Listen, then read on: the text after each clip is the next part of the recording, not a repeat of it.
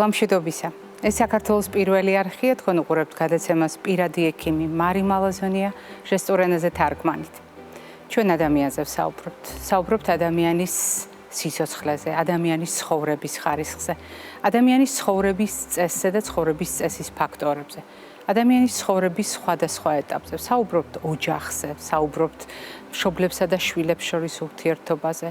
აღარაფერს ვამბობ ცალკეულ დაავადებებზე, სიმპტომებზე, სინდრომებზე და სხვა მდგომარეობებზე. მოკლედ, ადამიანზე ვსაუბრობთ მისი არსებობის ყველა წახნაგის გათვალისწინებით და ასეთ შემთხვევაში ვსაუბრობთ ადამიანის სიცოცხლეზე, როგორც სიცოცხლის ზოგად ფორმაზე, რომელსაც აუცილებლად სჭირდება კვება, სჭირდება სუნთქვა, მოძრაობა, გადაადგილება და ასე შემდეგ. მე სუნთქვა ვახსენე და თითოეული ჩვენგანისთვის სუნთქვა ეს არის ჰაერის გარკვეული ნაკადის ორგანიზმში გადანაცვლება, რომელიც თავის დანიშნულების ადგილას მივა საბოლოოდ. და ამისთვის არსებობს სასუნთქი სისტემა, რომელიც ცხვირით იწყება და რასაკვირველია ფილტვებამდე მიგვიყვანს. და აი ამის გათვალისწინებით განსაკუთრებით მნიშვნელოვანია ყველა შეფერხების გააზრება. მაგალითად, ჩვენ როგორც წესი საუბრობთ სუნთქვაზე ზოგადად. და კიდევ უფრო მნიშვნელოვანია პროფესიული დაზუსტება, როდესაც ჩვენ არ უნდა გამოვტოვოთ ჰაერის ნაკადისთვის ის გზა, რომელსაც ცხვირის ხრუხ ჰქვია. და ასეთ შემთხვევაში ვაზუსტებთ, ვამბობთ ცხვირით სუნთქვა. ცხვირით სუნთქვა უმნიშვნელოვანესია ძალიან ბევრი მიზეზის გამო. მაგალითად, სწორი ანატომიის ჩამოყალიბებისათვის, იმისათვის, რომ სწორი მეტყველება ჩამოყალიბდეს, იმისათვის, რომ სწორი თანკბილვა ჩამოყალიბდეს და ასე შემდეგ. თქვენ ფიქრობთ, რომ ეს ყველაფერი თითქოს არც კია დაკავშირებული სუნთქვასთან, არადა ცხვირით სუნთქვა შეიძლება იყოს სწორედ ის გასაღები, რომელიც ამ პრობლემების გადაჭრაში დაგვეხმარება. ცხვირით სუნთქვას შეიძლება გქონდეს შეფერხება სხვადასხვა მიზეზით და ყველა შესაძლო მიზეზი გასათვალისწინებელია იმისათვის, რომ ცხვირით სუნთქვა აღდგეს და შესაბამისად ნორმალური ფიზიოლოგია აღდგეს ნორმალურ ანატომიურ საფუძვლებთან ერთად. დღევანდელი ჩვენი გადაცემა ამ თემას ეძღვნება, რადგან ეს გახლავთ ერთ-ერთი ყველაზე აქტუალური თემა თანამედროვე ცივილურ სამყაროში.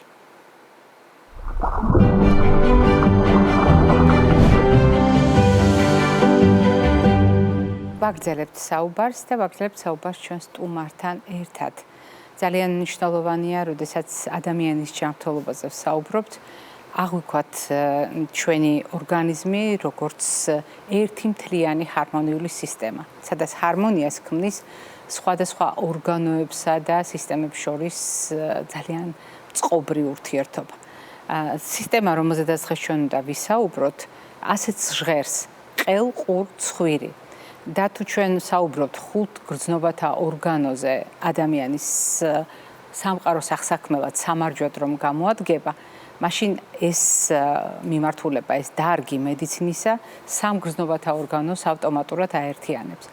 მაგრამ შეიძლება თუ არა ეს სუნთქვასთან იყოს დაკავშირებული და სუნთქვის შეფერხებასთან, რა თქმა უნდა, შეიძლება იყოს, მაგრამ რატომ არის გასათვალისწინებელი ყველა შესაძლო მიზეზი, მაშინ როდესაც ჩვენ გვადარდებს ცხვირით სუნთქვის შეფერხება, აი ეს არის დღევანდელი ჩვენი საუბრის თემა და ჩვენი სტუმარი გახლავთ ჩვენი გადაცემის ძალიან დიდი ხნის მეგობარი, გულშემატკივარი, თქვენ მას ძალიან კარგად იცნობთ, ოტორინოლარინგოლოგი, ანუ ყელ-ყურ ცხვირის ექიმი ბატონი არჩილ წულაძე. აჩკო დილამშვიდობისა. დილამშვიდობის, მოგესალმებით. გილოცავთ ახალ სტუდიას, ძალიან სასიამოვნო გარემოს და ყოველთვის სიამოვნებით ვპასუხობ თქვენს ზარებს და თქვენს მოწვევას ამ გადაცემაში. მადლობა, ჩვენ ძალიან ვაფასებთ ამ კეთილგანწყობას და მე შემიძლია დაგიდასტუროთ, რომ თქვენ ყოველთვის დაუზარებლად მოდიხართ ჩვენთან გადაცემაში. რაოდენ რთული და პრობლემური საკითხიც არ უნდა გქონდეს. დღეს ჩვენ გადავწყვიტეთ თავი მოუყაროთ რამდენიმე თემას ერთი ქოლგის ქვეშ და აი ამ ქოლგას ჰქვია ცხვირით სუნთქვის გაძნელება. ეს საყურადღებოა სხვადასხვა პრობლემის ჭრილშიც, ანატომიური თავისებურებების ჭრილშიც და რა თქმა უნდა სეზონური თავისებურებების გათვალისწინებითაც. ამიტომ მოდით ჯერ ზოგადად ვთქვათ, ცხვირით სუნთქვის გაძნელება არის აქტუალური პრობლემა თუ არა? ხო, ცხვირით სუნთქვის გაძნელება შემიძლია გითხრათ, რომ ყველა ასაკში აქტუალური პრობლემაა. ახალშობილი ბავშვიდან მოხუცობ აი დასრულობ ყველა ასაკში, იმიტომ რომ აი რო წარმოვიდგინოთ ან გავიხსენოთ ჩვენი თავი, მაგალითად ყველა ყოფილვართ მწვავე ვირუსის ფაზაში და როცა ცხვირი გვეჭედება, რამოდენიმე დღეც კი ისეთი დისკომფორტია, რომ ადამიანს ზოგჯერ ღამით ვერ იძინებს, ხო? და აი საშინელი შეგრძნება, როცა ცხვირი გაჭედილია, პირით გიწევს სუნთქვა, მერე პირის სიმშრალე მოყვება ამას და ანუ აი ზოგს ნერვები ამას ვერ უძლებს რა. და ამბობენ კიდეც ხოლმე ადამიანები ხშირად რომ ამ ცხვირის გაჭედვას ყველაფერი მირჩევნია. კი, ნამდვილად, კი. და შესაბამისად, ანუ ძალიან აქტუალურია ყოველთვის და ყველგან, ყველა ქვეყანაში და რა თქმა უნდა ამ ყველაფერს თავის მიზეზები აქვს. მიზეზები განსხვავდება და ფართე და დიდი თემაა რა. შეგვიძლია ბევრი ვისაუბროთ ამაზე. რა საკვირველია, ჩვენ ვეცდებით დღეს მეტნაკლებად ძირითად საკითხებს შევეხოთ. თქვენ ბრძანეთ რომ ძალიან ფართო თემაა, ძალიან დიდი თემა, მსუყე თემაა და შეიძლება არაერთი გადაცემა დასჭირდეს ამ თემაზე საუბარს, მაგრამ დღეს ვცადოთ და კონტურებში მაინც შემოვსაზღვროთ ეს თემა და ვთქვათ რომ ცხვირის სუნთქვის გაძნელებას აქვს რამდენიმე ძირითადი შესაძლო მიზეზი. რა შეიძლება იმალებოდეს ცხვირის სუნთქვის გაძნელების უკან? ძალიან მოკლედ და გასაგებად აუხსნა ჩვენი მაყურებლისთვის, იმიტომ რომ ეს ხო სამედიცინო საზოგადოებისთვის არ არის უფრო გასაგები რომ იყოს ყველასთვის. და დავიწყებ ბავშვებიდან. იმიტომ რომ ალბათ ყველაზე სენსიტიური ყველა ოჯახში ბავშვის პრობლემაა. და ბავშვებში ძირითადი ცხვირის სუნთქვის გაძნელების მიზეზი შეგვიძლია დავყოთ ორ ნაწილად. რა ეს არის მექანიკური, რაც გამოწვეულია ცხვირხახის ადენოიდების ჰიპერტროფიით, ეს არის ლიმფური ჯირკვა ქსოვილი ცხვირხახაში, ცხვირის უკანა გასავალში, რომელიც ბავშვთა ასაკში ხშირად ჰიპერტროფირებულია. ანუ ზომაში დიდდება და გადიდებას იწვევს ბავშვთა ასაკში ვიცით რომ ხშირია ავადობა, რესპირატორული დაავადებები, სხვადასხვა ვირუსები ბავშვებს ჯერ ამის წინააღმდეგ იმუნიტეტი ჩამოყალიბებული არ აქვთ, განსაკუთრებით 5-6 წლამდე და ზუსტად როცა ყველა ვირუსი მათთვის სიახლეა, ამ დროს ეს ცუდი არ არის, ეს მშობლებმა მინდა დაცვითი რეაქცია. ეს არის ამ დროს ყალიბდება იმუნიტეტი და იმიტომაც მე ეს თუ არ გადაიტანა ბავშვმა, ყოველთვის ავად იქნება, ანუ ეს ყველაზე ხშირი არის 6 წლამდე და მე იმიტომ კლებულობს ავადობები, რომ ბავშვის იმუნიტეტი უკვე ამას მზად ხვდება. და აი ამ ავადობების გამო ჩვენი დაცვითი მექანიზმი, იმუნური სისტემა ამას რო ებრძვის, აი ამ ბრძოლაში ლიმფური ჯირკვლებიც არის იმუნური სისტემის ნაწილი და თუ ვირუსი გაივლის და ლიმფური ჯირკვალი ლიმფური ქსოვილი დარჩა შეშუპებული, ანუ ვირუსის გავლის შემდეგ არ ჩაწყნარდა, არ დაცხრა და არ დაპატარა, არ დაუბრუნდა საწყის ზომას, მაშინ ბავშვი ცხვირით ვერ სუნთქავს და ქრონიკულ პრობლემაში გადადის. და ამას მოყვება პირღია ძილი, ამას მოყვება ღამით ხრინვა, დაღლილობის შეგრძნება დღის მანძილზე, იმიტომ რომ ვერ ჩადის ორგანიზმი ღრმა ძილის ფაზაში. ძილის ფაზები ირღვევა და მშობელი ამას ძალიან კარგად ამჩნევს რა და ხედავს და წუხდება ამით. იმიტომ რომ ყველა ბავშვი წუხს და ბავშვიც და მშობელიც რომ ბავშვი სხვათა შორის უფრო ნაკლებად წუხს ვიდრე დიდები, იმიტომ რომ ბავშვი რაღაცნაირად ყველაფერს, მაგრამ მშობელი ამჩნევს რომ ბავშვი პირღია, ბავშვი ხრინავს, წუხს, ღამე აი მოუსვენრად ძინავს. სად არის გამოსავალი? ამ შემთხვევაში გამოსავალი არის აი თავარი არის გავიგოთ ყველაფერს აქვს თავისი მიზეზი და ჩვენ ყოველთვის უნდა ვეცადოთ ვუმკურნალოთ მიზეზს და არა დიახ სიმპტომს. თუ ცხვირის სუნთქვის გაძნელება არის სიმპტომი ვირუსული დაავადების, უნდა დაველოდოთ ვირუსთან ერთად ლორწოვანი გარსის შეშუპება გაივლის, ცხვირის სუნთქვა თუ აღდგა, პრობლემა აღარ გვაქვს. თუ პრობლემა დარჩა და ბავშვი ცხვირის სუნთქვის გაძნელება არის ქრონიკული და ცდება რამოდენიმე თვეს და 1 წელს და გთვლით რომ ეს არის ქრონიკული ჰიპერტროფია, გამოსავალი არის ადენოტომია, ანუ ცხვირხახიდან აი ამ ლიმფური ქსოვილის მოშორება. რაც იწვევს ადენოიდები ამოჭრეს. კი, რასაც ძალიან აი არ ვიცი როდის დაინერგა ეს. მაგრამ ყველა ამას ეძახის პოლიპებს. დიახ. პოლიპი რეალურად სულ სხვა ქსოვილია, ბავშვებში ფაქტიურად არ გვხვდება დიდების პრობლემა და სხვა გადავალთ მაგაზეც როცა მოზდილებზე გადავალთ რა არის პოლიპი ასევე იწვევს სუნთქვის გაძლიერებას მაგრამ მოდი ამას თავის სახელი რო დავარქვათ სწორად ყველაფერს ბავშვებში ეს არის ადენოიდი რაც იწვევს ცხვირხახის ჩაკეტვას ამის გართულება არის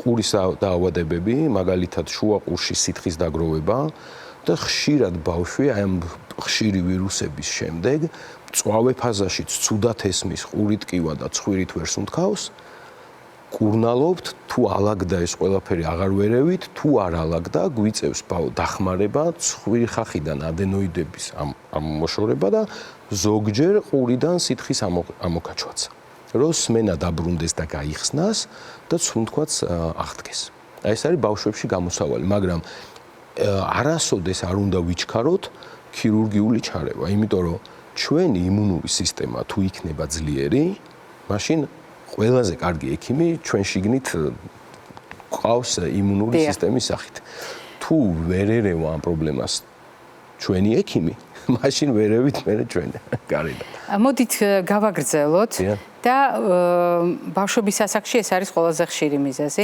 მოდით ზრდასრულების შემთხვევაში ვთქვათ ყველაზე ხშირად რა პრობლემაა აი ეს დასრულების შემთხვევაში უკვე იმიტომ რომ დაახლოებით პუბერტატის ასაკიდან ცხვირხახის ადენოიდები იწყებს დაპატარავებას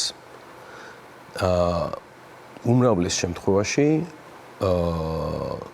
12-13 წლიდან ადენოიდი იწყებს ზომაში შემცირებას, თავის ქალა ზომაში მატულობს, ცხვირხახის სივრცე მატულობს, ადენოიდი რჩება პატარა და უკვე ეს პრობლემას ვეღარ ქმნის. მაგრამ ამასობაში ყალიბდება ცხვირის ძგიდის ანატომია. ცხვირის ძგიდა შედგება ძვლოვანი და ხრტილოვანი ნაწილისგან. და ზრდის პროცესში ეს ცხვირი პირამიდა მოგეხსენებათ, პირამიდის ფორმის ეს ხრტილი მოთავსებულია ძვლებს შორის. ყველა მხრიდან აქვს ძვლები და ზრდის პროცესში თუ ეს თავის გალით ძვლები და ხრტილი განიცდის ხოლმე გამრუდებას. ეს არის ცხვირის ძგიდის გამრუდება, რაც დასრულებში ითვლება ერთ-ერთ და არა ყველაზე, მაგრამ ერთ-ერთ ესე იგი ყველაზე ხშირ მიზეზად ცხვირის სუნთქვის გაძნელების. მასთან ერთად ყველაზე ხშირი მიზეზი არის ქვედა ნიჟარის ჰიპერტროფია. ეხლა ქვედა ნიჟარა წარმოადგენს უკვე ლორწოვანი სტრუქტურა, ლორწოვანი გარსით დაფარული, რომელსაც აქვს ძლიერი სისხლმომარაგება. რომელიც სხვადასხვა გამომწვევი მიზეზებით შეგვიძლია მაგაზე ვისაუბროთ, ხშირად შუპდება. ნორმაში ჩვენი ნიჟარები და ლორწოვანი გარსი ფიზიოლოგიურად განიცდის შეშუპებას 6-8 საათში ერთხელ ერთი მხარე შუპდება, მეორე ცხრება, მე იცვლება სისხლმო, მეორე მხარე შეშუპდება, ერთი მხარე ჩაცხრება. მაგრამ ამას ჩვენ ვერ ვგრძნობთ. დიახ. მაგალითად ვირუსის დროს ეს შეშუპება ისეთი ძლიერი ხდება, რომ უკვე გვეჭედება ცხვირი, იმიტომ იმ სივრცეს, სადაც ჰაერმა უნდა გაიაროს, იკავებს მთლიანად შეშუპებული ნიჟარა. თუ ვირუსის გავცვლის შემდეგ ეს ნიჟარა დარჩა ესე ქრონიკულად შეშუპებული, ეს უკვე არის ქრონიკული ჰიპერტროფია. შეიძლება გადავიდეს ამ ქრონიკულ პრობლემაში. ძალიან მნიშვნელოვანია და ძალიან ხშირი მიზეზია ამ ლორწოვანის დაავადებების ალერგიები. ალერგია არის პირდაპირ კავშირში და ძალიან გახშირდა ჩვენ ქალაქში ალერგიული რინიტი. ალერგიული რინიტი არის ეს ტენდენცია არის მთელ მსოფლიოში. ურბანიზაცია ამას ძალიან უწყობს ხელს. ხო, ანუ გარშემო ესე იგი გარემო, ალერგიული გარემო, რომელიც დაბინძურებული ჰაერი, სხვადასხვა ყვავილობის დროს ალერგენები იწვევს ცხვირის ლორწოვანი გარსის შეშუპებას და სანამ ჩვენი ორგანიზმი ამ ალერგენზე რეაგირებს, ჩვენი ცხვირის ლორწოვანი არის შეშუპებული და ეხლა თუ შეიძლება გადავალ მესამე პრობლემაზე, იმიტომ ჯაჭვია. დიახ, დიახ. ამას მოყვება მოქალაქეების და მოსახლეობის მხრიდან ამის წინააღმდეგ ბრძოლა. ამას მოყვება გამხსნელი სპრეი. დიახ. იმიტომ შეუშუპდა, ალერგია შეიძლება 3 თვე გაგრძელდეს, როცა იწყება ყვავილობა და ანუ თებერვლიდან მაისის ჩათვლით სამი თვე რა თქმა უნდა ადამიანის ხვირს შეშუპებულს ვერ ითმენს, ვერ იტანს, სამი თვე კი არა, სამი დღეც პრობლემაა. ზაფხულში შეიძლება გქონდეს ბალახებზე და ასე შემდეგ. იმის მიხედვით ხემცენარია, ბუჩქია, ბალახია და იწყებს, ანუ მაშინვე და რაც აი რაზეც ცოტა დიდხანს ვისაუბრე, მეტ დროს დავუთმობ თუ შეიძლება, იწყება ცხვირის გამხსნელი სპრეების მოხმარება. ცხვირის გამხსნელი სპრეი არის ისეთი სიზახთა შემავიწროვებელი მედიკამენტი, რომელიც ერევა ამ ალერგიით გამოწვეულ შეშუპებას და ადამიანი კარგად სუნთქავს. და შვებით ამოისუნთქა. ამოისუნთქა, ღამე კარგად დაიძინა და კმაყოფილია. მაგრამ თუ ანოტაციას ჩავხედავთ, ესე იგი, თქვენ წარმოიდგინეთ კომპანიამ, ვინც აწარმოა, ის გვიწერს, ვის ინტერესიც არის რომ გაყიდოს, ანოტაციაში გვიწერს, რომ 7-10 დღე მოვიხმაროთ მაქსიმუმ. ანუ ძალიან მწვავე პერიოდში, იმისთვის რომ ცხვირი იყოს გახსნილი, აერაცია წიაღებში არ შეწყდეს, ანუ წიაღების აერაცია არ შეწყდეს და წიაღებში გამომუშავებული გაზები, ლორწოვანი გამოვიდეს გარეთ და არ ჩაიკეტოს, აი ესეთ მწვავე შემთხვევაში 7 დღე უნდა მოვიხმაროთ გამხსნელი. და ყოლია პაციენტები და ყველა ჩემ კოლეგას ყოლია პაციენტი დარწმუნებული ვარ, რომელიც გიყვება, რომ 7 წელია სპრეის ისხავს, 10 წელია, 13 წელია სპრეის ისხავს. აი ხო წარმოგიდგენიათ მათი ლორწოვანი რა მდგომარეობაშია. როდესაც თავად მედიკამენტი ხდება, ცხვირში გაჭედვის მიზეზი. კი, იმიტომ რომ ეს არის დამოკიდებულება, ჩვეულებრივი დამოკიდებულება სპრეიზე, რომელიც ცხვირს ხსნის, მაგრამ ამას მოყვება სხვა პრობლემები, რომელსაც ჩვენ ვერ ვგრძნობთ მაშინვე, მაგრამ პირდაპირ მაგალითად თავის ტკივილი, იმიტომ ეს იწვევს სიზაღვების სპაზმს. სიზაღვების სპაზმს ცხვირი თავით, ანუ მოყვება ხშირად თავის ტკივილი, ცხვირის ლორწოვანის წვა, წვის შეგრძნება, ცხვირიდან გამონადენი, აი ძალიან და მეორე რაც ის არის, ანუ მაგალითად მექანიკურ ცხვირის პრობლემებს წეღან ვახსენეთ ზგიდის გამრუდება. ქირურგიულად მოაგვარებს. მიხვალ ქირურგი, ანუ ადამიანს შეუძლია გაიკეთოს ოპერაცია, ცხვირის ზგიდე ხრტილი დავსვათ შუა ხაზზე და მოგვარდა პრობლემა. ალერგიულ რინიტებს და ალერგიულ შეშუპებასაც თუ მივაგნებთ ალერგენს, ჩვენი ალერგოლოგები ძალიან კარგად ხშირ შემთხვევაში მკურნალობენ, კარგად მართავენ, მკურნალობენ და ალერგიული შეშუპება მიზეს თუ ანუ ჰიპოსენსიბილიზაციას თუ მივაღწევთ, ალერგიული რინიტიც ჩაცხრება და ცხვირი სუნთქავს და დამოკიდებულებას რას უზავს ექიმი? დამოკიდებულება თავად პაციენტის მოსაგვარებელია. იმიტომ რომ მას აქვს ფიზიკური მდგენელიც და ფსიქოემოციური მდგენელი. და აი ამის არ გვეზარება, ამის ახსნაში ბევრ დროს ვუთმობთ პაციენტს ამის ასახსნელად, რომ გაიაზროს, რომ ეს მისი მოსაგვარებელია. რთულია, მესმის და ცოტა ეს პანიკური შიში აქვს და არ შემილია პირით სუნთქვა, როგორ არ წარმოუდგენელია, მაგრამ ვინც მოგვისმენა, დაგვიჯერა, გაიაზრა, მე ძალიან კმაყოფ, გადალახვადია, დაანებეს თავი. აი, თან წარმოიდგინეთ იქ ყველა ტრანსპორტში, ჯიბეში, სახლში თავთან ყველგან უდევთ და სულ ისხურებენ და ვინც გადალახა, აი ამ სენისგან განთავისუფდა და ისე განთავისუფდა, ზოგს გონია რომ მოგვაკითხა იმისთვის რომ ჩავერიოთ, დავეხმაროთ ქირურგიულ ოპერაციით. და რო უხსნით რომ მეცხლდა სამუდამოდ მოაგვაროს ეს პრობლემა. და რო უხსნით რომ აქ ოპერაცია, ჯერ ერთი ესეთ დაზიანებულ ლორწოვანზე ოპერაციის ჩატარება ძალიან არასასიამოვნოა. სისხლდენია, ადვილად ზიანდება და ანუ ქირურგის ინტერესი რომ ოპერაცია გაკეთდეს ისე, ანუ როგორც ეს სიამოვნებოდა, ხო, და პაციენტისთვისაც მე ეს რეაბილიტაციაც ბევრად მარტივია. ანუ რისკები აქვს. ბევრად მარტივია რეაბილიტაცია, როცა ოპერაცია ტარდება ჯამთელ ლორწოვანზე. დიახ. დაავადებულ ლორწოვანზე ოპერაციას მოყვება სისხლდენა, მოყვება ცუდი ვიზუალიზაცია, მოყვება გართულებები, დიდი ტამპონები და ჯამთელ ლორწოვანზე ზგიდის გასწორებას ან ნიჟარის შემცირება ზომაში. ეს ყველაფერი აღარ მოყვება რა, ძალიან აი მსუბუქად გადადის, უტამპონოთ, სილიკონით, სუნთქავს მაშინვე. ამიტომ ამას რო უხსნით, რომ აი პირველ რიგში დაანებე და სპრეის დამოკიდებულებას, ან სპრეების შეწყვიტე, გაუძელი 5-7 დღეა საჭირო და აი ხა ვინც გვისმენს, მინდა რომ, იმიტომ აი ამაში ამის კონსულტაციაშიც მინდა რომ არც დრო და არც დახარჯონ და არც ფინანსები.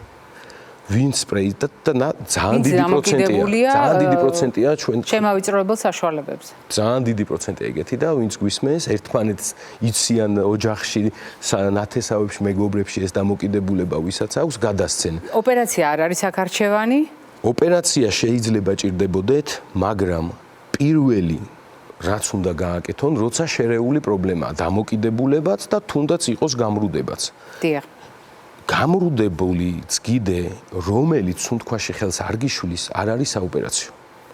წგიდის გასწორებას აზრი აქვს მაშინ, თუ თქვენ ვერ სუნთქავთ და გასწორების შედეგად თქვენი სუნთქვა გაუმჯობესდება. დიახ. თუ დამოკიდებულებაც არის, ვერ გავიგებთ თქვენი წგიდე არის თუ არა ჩასარევი ქირურგის მხრიდან. ანუ ობიექტურ სურათს ვერ აღვიქვამთ. იმიტომ რომ ხელს გვიშლის ეს დამოკიდებულება და ჯერ ამას დაანებეთ თავი. როგორ დაანებოთ? აი ეგრე, ყველგან სადაც გიდევთ, უნდა გადაყაროთ.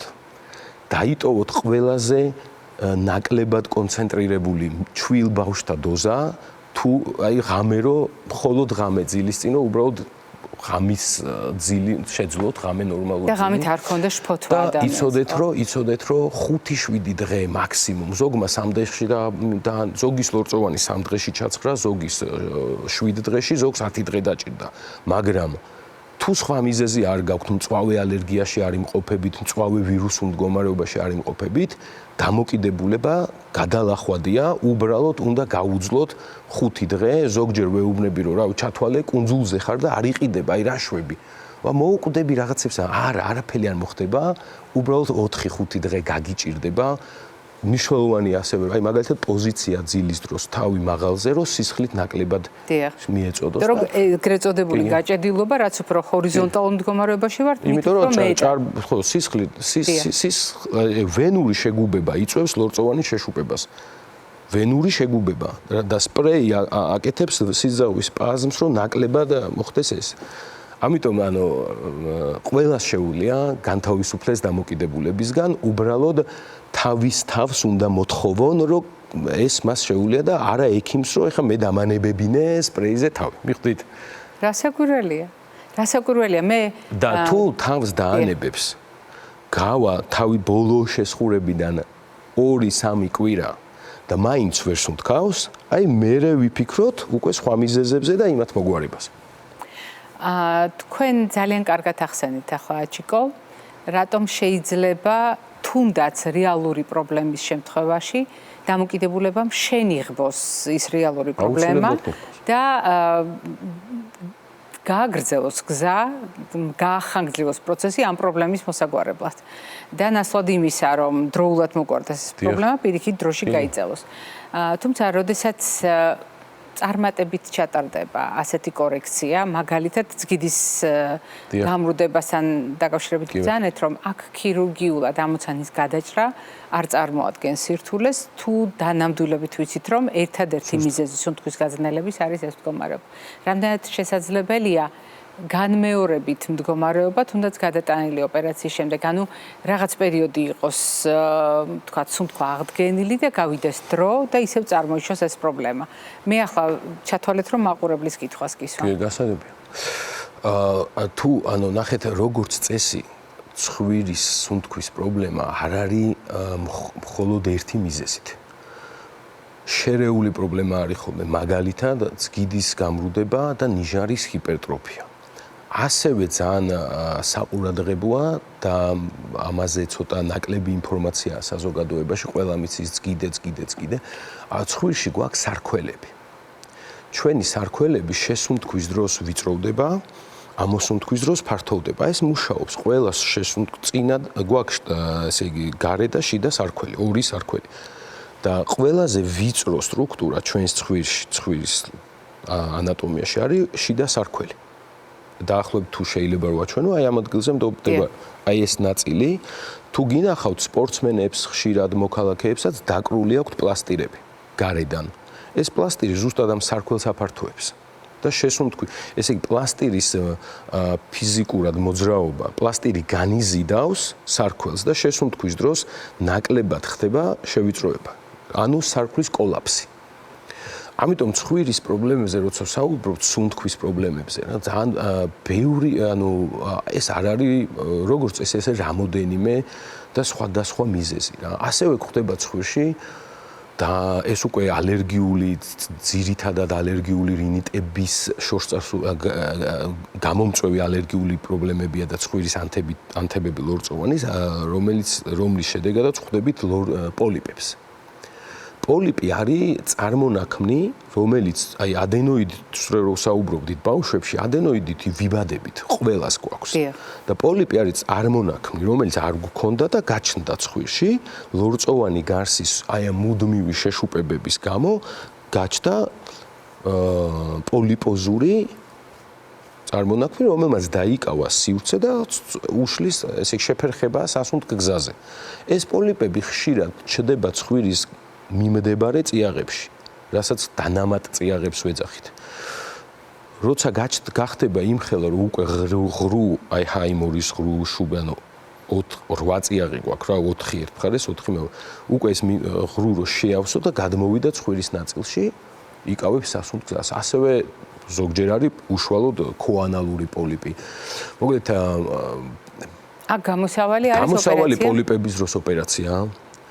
გამოსავალი ასევე არის პოლიპებზე წიაღების ქირურგიის დროს ჩვენ უმრავლეს შემთხვევაში გვჭირდება ალერგოლოგებთან კოლაბორაცია. იმიტომ რომ გამომწვევი მიზეზი 90%-ში არის ალერგიული. და ქირურგმა რამდენჯერაც არ უნდა მოვიღო პოლიპი ცხვირიდან, თუ ლორწოვანი გარსი და ორგანიზმის, ან თუ ეს კურნალობა არ ჩატარდება, ხანგრძლივი სხვათა შორის, იქნება რეციდივები. და ხშირია რეციდივები. ამიტომ ჩვენ ძალიან ხშირად ამას ესეთ პაციენტებს ალერგოლოგებთან ერთად კურნალობთ, ჩვენ ქირურგიული მეთოდით და ისინი თერაპიულად. ჩვენ საუბრის დასაწყისში თქვენგან მოვისმინეთ ფრაზა, რომელმაც ძალიან კარგად განსაზღვრა თავისდანვე ჩვენი საუბრის ველი.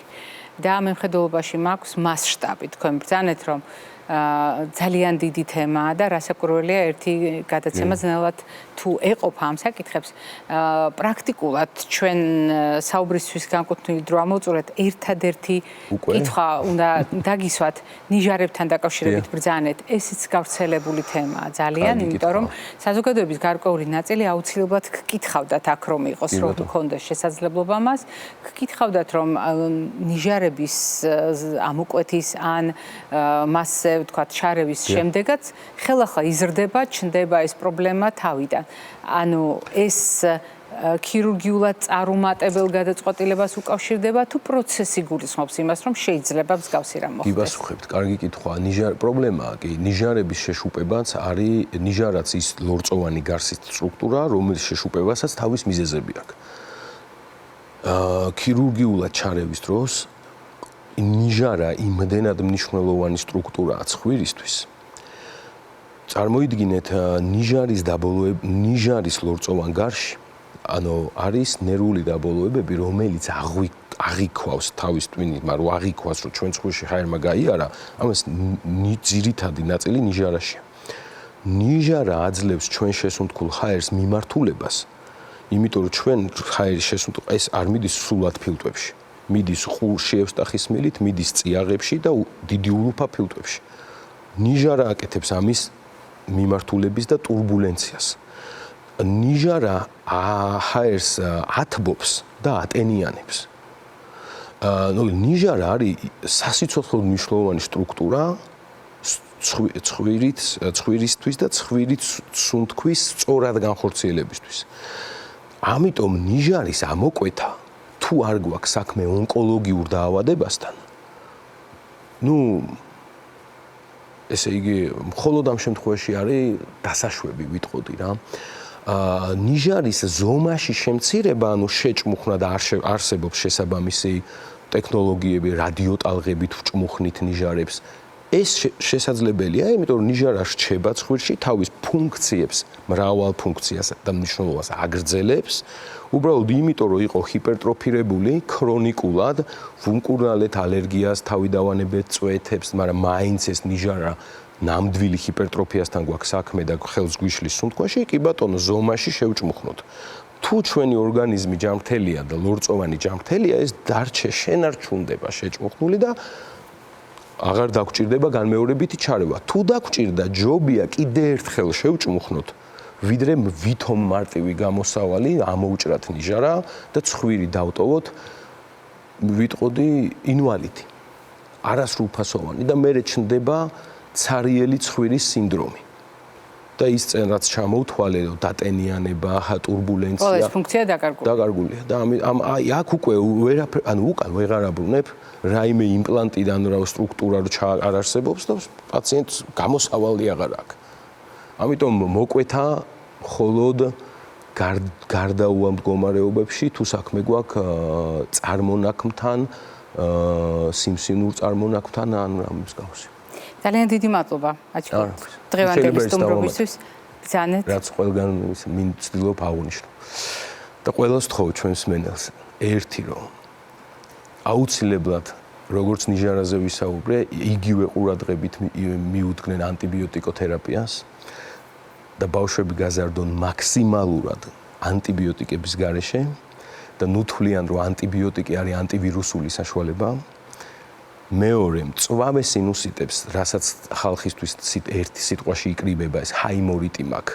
არ ჭირდება რენტგენით დადასტურება და ნუიღებენ რენტგენს ამისთვის, იმიტომ რომ როცა ზედა სასუნთქის გზების ვირუსი გვაქვს და ცხვირი გაჭედილი გვაქვს, იქ ჰაიმორიტიც მიმდინარეობს, ეს ერთი სტრუქტურაა და ის რაც ისედაც ვიცით, აღარ ჭირდება დასხივება და არ ჭირდება რენტგენით ამის დადასტურება, იმიტომ რომ რენტგენი დაგვიდასტურებს თუ არა, რომ დაჭდილულია ჩვენი ჰაიმორი, კურნალობის გზა მაინც იგივეა, უნდა დაველოდოთ ვირუსს და გავხსნათ ცხვირი. და მესამე, რაც ცოტა მწვავე საკითხია, ძალიან მოერიდონ და მხოლოდ გადაუდებელ შემთხვევაში გაუკეთონ ბავშვებს ტონზილექტომია. მე მგონია რომ ეს საზოგადოებამ უკვე კარგა ხანია გაიაზრა, რამდენად მნიშვნელოვანია ყველა ორგანო შევინარჩუნოთ, ის რაც ანატომიურად უნდა. ტონზილექტომია არის ძალიან სახიფათო ოპერაცია, მით უმეტეს ბავშვთა ასაკში და ყველა განვითარებულ მედიცინაში 5 წლამდე ფაქტიურად აღარ კეთდება და ჩვენი საზოგადოებაც მინდა რომ მაგ მიმართულებით იფიქრონ და ყოველთვის მიიღონ მეორე აზრი, მართლა ჭირდება თუ არა თქვენ შვილებს გლანდების ამოჭრა, იმიტომ რომ ის ავადობები 5-6 წლამდე არის ვირუსების და იმუნიტეტის ბრალი და არა გლანდების. მადლობა, აჩიკო, დღევანდელი სტუმრობისთვის და ბევრი პრაქტიკული რეკომენდაციისთვის. მაყურებელს შევახსენებ, დღევანდელი ჩვენი გადაცემის სტუმარი გახლავთ ოტორინოლარინგოლოგი, ანუ ყელყურცხვირის ექიმი, ბატონი არჩილ წულაძე. მე არ გემშვიდობებით, წინკვებით შუქნიშანი გველოდება.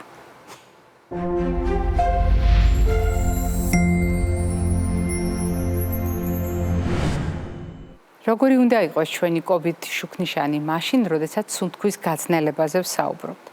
რასაკვირველია, ბევრ თქვენგან სუნთქვის გაძნელება და საკვები ერთმანეთთან კავშირში კონკრეტულ ისტორიებთან ასოციაციითაც კი წარმოუდგენიათ. მაგალითად, როგორ შეიძლება შეფერხდეს სუნთქვა, როცა პატარამ სათამაშოდ გამოიყენა ლობიოს მარცვლები და შემდეგ ეს ლობიოს მარცვლები აღმოჩნდა ცხვირის ღრუში. მაგალითად, სათამაშო და მისი დეტალი, როგორ აღმოჩნდა ცხვირის ღრუში და ამან როგორ შეაფერხა სუნთქვა. თუმცა ეს არის უცხო სხეული სასუნთქგზებში და ის შეიძლება იყოს სხვადასხვა დონეზე და ჩვენ ამის შესახებ ძალიან ბევრჯერ გვისაუბრია და ამავე დროს არაერთხელ გვითქვამს, როგორ უნდა გავუმკლავდეთ ამ მდგომარეობებს. დღევანდელი ჩემი საუბარი უშუალოდ საკვებ პროდუქტებს უკავშირდება, რომელიც თავისი ჩართულობით ჩვენს კვების რაციონში შესაძლოა ქმნიდეს პრობლემებს სუნთქვასთან დაკავშირებით. ჩვენი თებში, როგორც სიმბოლო დაბალანსებული რაციონისა, ყოველდღიური კვება, როგორ უნდა წარმოვიდგინოთ. 5 ჯგუფის სახით, სულ ცოტა 5 ფერის. და ამ ჯგუფებში აუცილებლად უნდა გავითვალისწინოთ ცილოვანი კომპონენტი, გავითვალისწინოთ მარცვლეულ ბურღულეულთან კომბინაციაში და არ უნდა დაგვავიწყდეს დღიური რაციონის არანაკლებ ნახევრისა, იყოს ბოსტნეულით და ხილით შედგენილი. ამ გადანაწილებასთან გასათვალისწინებელია ხშირად რძედარძის ნაწარმი, რომელიც ზოგიერთ შემთხვევაში უბრალოდ ცილოვან კომპონენტში არის ხოლმე ჩვენ მიერ განხილული. მიუხედავად იმისა, როგორი გადანაწილება გვექნება დღის განმავლობაში ამ პროდუქტთა შორის, ჩვენ ერთი მხრივ წონასწორობისთვის გვჭირდება თანაფარდობის დაცვა პროდუქტებს შორის, ანუ ამ ჯგუფის პროდუქტებს შორის, სხვადასხვა ჯგუფის პროდუქტებს შორის, თუმცა აუცილებლად უნდა გავითვალისწინოთ, რომ თითოეული ამ ჯგუფის პროდუქტს შეუძლია შექმნას სუნთქვასთან დაკავშირებული სირთულეები. მაგალითად როგორ? მაგალითად გავიხსენოთ ჩვენი სასწორი. სასწორი, რომელიც გვეუბნება, რომ მიღებული და დახარჯული ენერგია უნდა იყოს ერთმანეთთან შესაბამისობაში. მიღებული და დახარჯული ენერგიის წონასწორობა არის ჩვენი წონის სტაბილურობის წინაპირობა. ყოველთვის ასე არ არის, მაგრამ ძირითად შემთხვევაში ასეა. და წონის სტაბილურობა თავის მხრივ გვაძლევს საშუალებას დავიცვათ ჩვენი სუნთქვის წონასწორობა. რატომ? იმიტომ რომ გულმკერდის ღრუ და მუცლის ღრუ ერთმანეთისგან კუნთოვანი ფირფიტით არის გაყოფილი. ამ კუნთოვან ფირფიტას ქვია დიაფრაგმა. და თუ ჩვენ მუდმივად მუცელი გადავსებული გვაქვს, მუდმივად მაღლა უწევს დიაფრაგმას დგომა და ჩვენ ვცდილობთ დანაყრებას, ეს იმას ნიშნავს, რომ წონასწორობა დარღვეულია და ეს წონასწორობა აფერხებს ჩვენ სუნთქვას. განსაკუთრებით გასათვალისწინებელია წონასწორობა ნაწლავის შიგნით და ამ წონასწორობაში შეიძლება წარმოვიდგინოთ ბაქტერიები, რომლებიც ჩვენი საკვები პროდუქტების გარკვეულ ნაწილს შეითვისებენ. მაგალითად, ჩვენ ვერ ვინელებთ ბოლომდე ზოგიერთ ნახშირწყალს, განსხვავებით ბაქტერიებისგან. ბაქტერიები ბოლომდე ინელებენ და აი ამ მონელების პროცესში წარმოქმნიან უამრავ ნივთიერებას. მოდით გავიხსენოთ პროდუქტები, რომელიც ახლა ბანერზეა. ეს არის ეგრეთ წოდებული შესაძლო გასწარმომქმნელი პროდუქტები ძალიან ბევრი ადამიანისთვის. ამ ჩამონათვალში არის კომბოსტოც, ამ ჩამონათვალში არის ლობიოც, სოკოც, რძე და რძის ნაწარმიც. მოდით კრიტიკულად შეხედეთ ახლა ამ ჩამონათვალს და შემდეგ გაიხსენეთ, რამდენ თქვენგანს ჰქონია დისკომფორტი ლობიოს მირთმევის შემდეგ, ან რამდენი თქვენგანი გაურბის კომბოსტოს მიღებას, ან სოკოს მირთმევას, ან უარს ამბობს რძესა და რძის ნაწარმზე, იმიტომ რომ სწორედ ამ პროდუქტების მირთმევის შემდეგ ძლიერდება გასწარმოქმნა, დისკომფორტი აქვს ადამიანს, აქვს ნაწლავის კედლის დაჭიმულობის შეგრძნება, ყურყური, მოკლედ გადიდებული და გადავსებული მუცლის განცდა, რომელიც არ უნელდება და ამიტომ ამ პროდუქტების გათვალისწინება სუნთქვის გაძნელების კონტექსტშიც მნიშვნელოვანია, რადგან ეს ყველაფერი ისევ დიაფრაგმას უქმნის გარკვეულ პოზიციას და ეს პოზიცია თავის მხრივ გვიქმნის სირთულეებს სუნთქვისთვის. კიდევ რა უნდა გავითვალისწინოთ, როდესაც საუბრობთ მაგალითად სუნთქვის გაძნელებას. კვების ტემპი ძალიან მნიშვნელოვანი საკითხი გახლავთ და სწრაფად კვება ხშირ შემთხვევაში აღიქმება როგორც ადამიანის ჩვევა, თავისებურება, ან ზოგჯერ საჭიროება, იმიტომ რომ გაუთავებლად გვეჩქარება, გაუთავებლად არ ყოფნის დრო და თითქოს გვენანება ეს დრო მშვიდად დავსხდეთ მივირთვათ. არა და სწრაფად კვება. ეს არ არის უბრალოდ სიგნალების აღძვრის სირთულე, ანუ დანაყრების სიგნალები დიახ, თუ 20 წუთის განმავლობაში ჩვენ არ ვაძლევთ ორგანიზმს საშუალებას, რომ მიიღოს ეს სიგნალები, გაიაზროს და გვიპასუხოს დანაყრების განცდით, ჩვენ აუცილებლად გადავდივართ სწრაფად კვების რეჟიმში, როდესაც ვერც ნაყროვანებას ვგრძნობთ, ჭარბიწონის და სიმსუქნის რისკი იზრდება. კუჭნაწლავის ტრაქტის პრობლემების იზრდება, რეფლუქსის რისკი იზრდება და ეს სერიოზულ გამოცდას უქმნის ნაწლავს მთელი მისი, ასე ვთქვათ, ანატომიის გასწვრივ. კიდევ ძალიან მნიშვნელოვანი საკითხი გახლავთ სწრაფი კვება. და სწრაფი კვების შემთხვევაში იგულისხმება სწორედ ის ჩამონათვალი პროდუქტებისა, რომელთა დამსახურებით ჩვენს ორგანიზმში ხდება ფუჭი კალორიები, ადვილად მონელებადი და შესათვისებელი ნახშირწყლები, ტრანსხიმები, პროცესირებული, ანუ უკიდურესად გადამუშავებული პროდუქტები და ასე შემდეგ.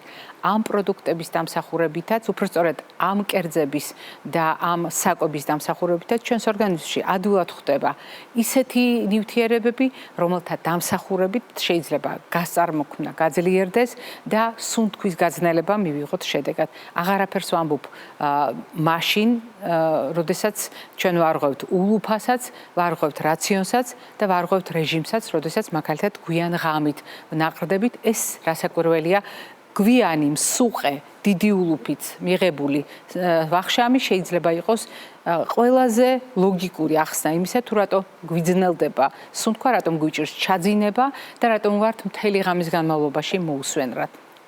რა თქმა უნდა, ეს ყველაფერი გასათვალისწინებელია სუნთქვის გაძნელებასთან მიმართებაში, ისევე როგორც მაგალითად ალკოჰოლის გადაჭარბებული მოხმარება, არარაციონალური მოხმარება შეიძლება გაწყდეს სუნთქვის გაძნელების მიზეზი. დიახ, წყლის არაგონივრული მოხმარება, მაგალითად დიდი რაოდენობით წყლის ერთბაშად მიღება, ჩვენ არაერთხელ გვითქვამს, რომ ნატრიუმის დონეს მკვეთრად აგდებს ორგანიზმში, მაგრამ არც ის უნდა დაგვავიწყდეს, რომ გარკვეულ მოცულობას ქმნის განსაკუთრებით ერთბაშად მიღებული წყალი და განსაკუთრებით მაგალითად ძილისწინ. არ უნდა დაგვავიწყდეს, ჩვენ უკვე ვთქვით, წონის თავისებურება და ამ მასთან ასოცირებული სუნთქვის გაძნელება ულუფაზე და რეჟიმზეც ასევე მოგახსენეთ, მაგრამ მიაქციეთ ყურადღება იმ წითელ დროშებს, რომელიც უკავშირდება მაგალითად სუნთქვის გაძნელებას ფიზიკური აქტივობის დროს. თუ თქვენ თუნდაც მინიმალური ფიზიკური დატვირთვის დროს გრძნობთ გულის აჩქარებას, სუნთქვა გიძნელდებათ, გაქვთ ქოშინი, ეს იმას ნიშნავს, რომ ეს დატვირთვა თქვენთვის სერიოზული გამოცდაა. ეს მდგომარეობა თუნდაც ძალიან მალე გადაიაროს, გაქრეს, არ დატოვოთ უყურადღებოთ და მხოლოდ ერთი პატარა ეპიზოდიც კი სუნთქვის გაძნელებისა გამოიყენეთ საბაბად იმისა, რომ მიაკითხოთ აუცილებლად ექიმს და დააზუსტოთ, შეაფასოთ თქვენი ჯანმრთელობის მდგომარეობა. მე დღეს ამით გემშვიდობებით და ტრადიციულად ჯანმრთელობას და დღეგრძელობას გისურვებთ.